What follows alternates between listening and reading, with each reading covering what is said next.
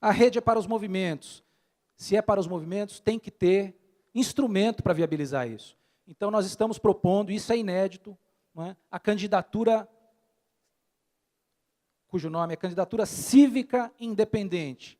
O que é isso? Até 30% das vagas que a rede disponibilizará para eleições parlamentares, até 30% serão disponibilizadas para lideranças populares não filiadas e que não querem ter vida partidária. 30%. Isso é um número expressivo.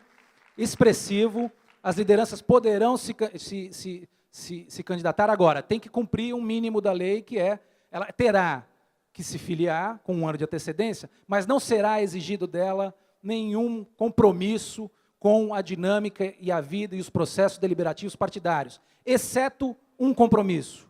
O compromisso que ela vai lavrar em uma carta pública de compromisso com o seu mandato. Qual é o mandato, o que ela pretende defender durante o mandato dela? Quais são as causas? E, obviamente, que essas causas têm que ter convergência com os princípios e valores da rede. Muitos doando pouco. Esse é um princípio fundamental que também foi debatido aqui. Nós não queremos que o partido, que a rede e que os seus candidatos e candidatas sejam privatizados, sejam apropriados por setores ou empresas ou pessoas. Então, nós vamos estabelecer um teto máximo de doação, um número absoluto, que vai variar em função da característica da candidatura, um número para presidente, um número para senador, um número para deputado federal, um número para deputado distrital. Esse número terá que ser referendado pelos filiados, mediante referendo, né?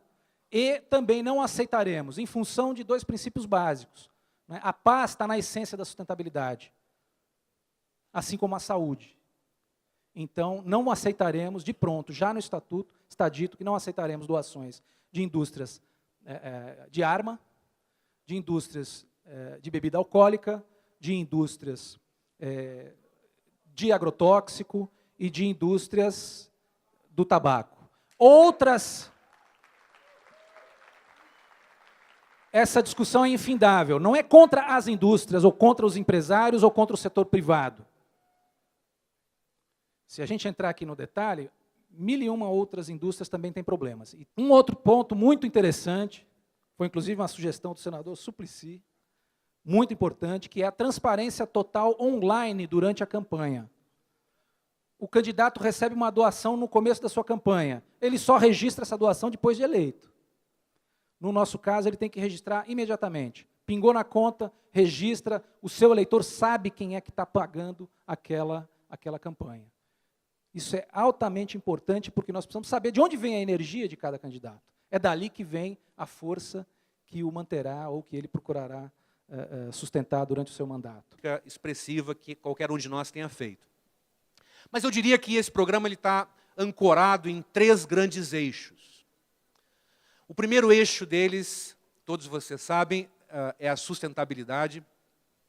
E a ideia de uma política sustentável, a ideia de propostas estruturadas a partir deste novo paradigma. É um desafio para todos nós. Vocês sabem que, no Brasil especialmente, muitos são aqueles que têm empregado recentemente o conceito de sustentabilidade.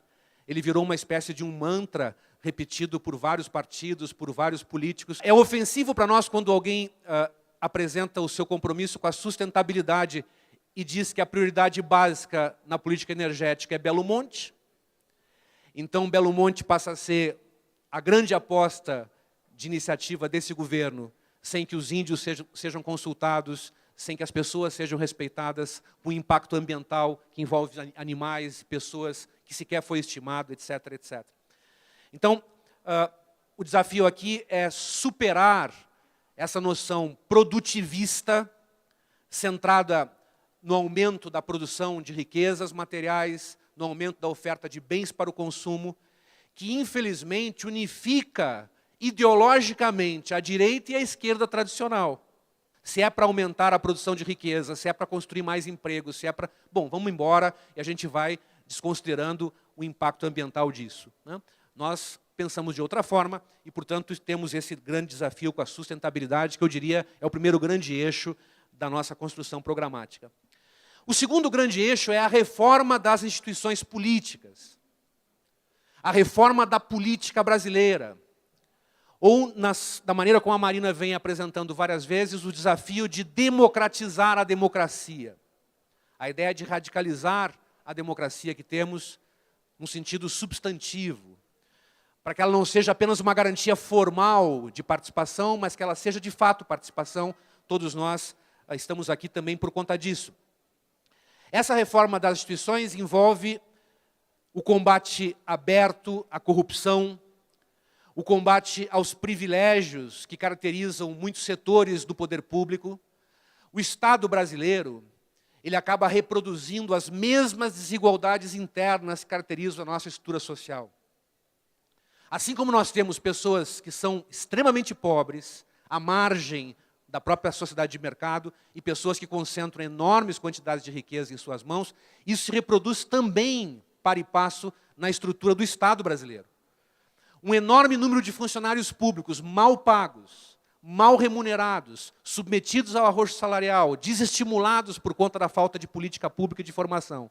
E, de outro lado, uma elite de servidores públicos no Poder Judiciário, no Poder Executivo, no Poder Legislativo, em completa contradição com aqueles que são os seus colegas de serviço público, com enormes privilégios que precisam também ser enfrentados. E o terceiro eixo do nosso programa, que vocês vão ver em várias propostas dispersas ao longo do programa, é a defesa dos direitos humanos. E essa plataforma, ela envolve, por exemplo, o desafio de uma política externa, fundada numa cultura de paz e de justiça, o que significa, por exemplo, a recusa a uma diplomacia dos drones, como os Estados Unidos praticam hoje, assassinando pessoas seletivamente pelo mundo inteiro em nome da guerra contra o terror.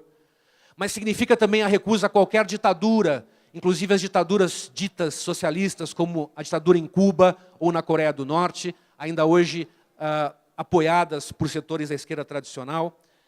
Isso significa o apoio às nossas crianças e políticas públicas com prioridade absoluta para crianças e adolescentes no Brasil. Significa o compromisso de luta contra a violência que se abate sobre as mulheres, ainda hoje objeto de uma violência absurda por parte dos seus companheiros, namorados, maridos. Significa o reconhecimento radical, aberto, sincero, profundo aos direitos civis das minorias, como, por exemplo, os homossexuais, as prostitutas, os travestis, que são seres humanos que merecem o nosso respeito. É preciso reformar as polícias brasileiras e o nosso modelo de polícia para que nós tenhamos segurança e não tiros antes de perguntas. Todos esses desafios são fundamentais e é eles que o nosso programa começa a enfrentar. Está posto um desafio de construção de uma rede que leve às decisões principais deste coletivo, deste movimento, desta frente, queiram denominá-lo como seja, desse partido, que leve as decisões principais para a soberania dos indivíduos, para o protagonismo individual. Mas serão as principais?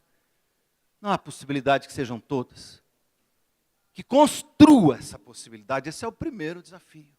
Mas que leve não só as decisões, leve a elaboração.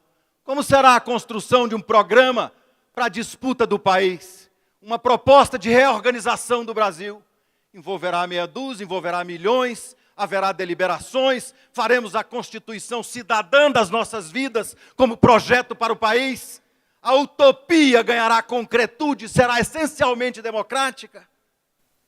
Ou nós viveremos entre os reinos dos mortos, dos assombros da nossa vaidade, do carreirismo, a disputar o espaço na cotovelada. Esse dilema está posto, e não há solução simples. E essa cultura começa com a tolerância. Então é preciso apostar nisso. É um estatuto que propõe, desde já, companheiros, essa participação em dicotomia com a legalidade.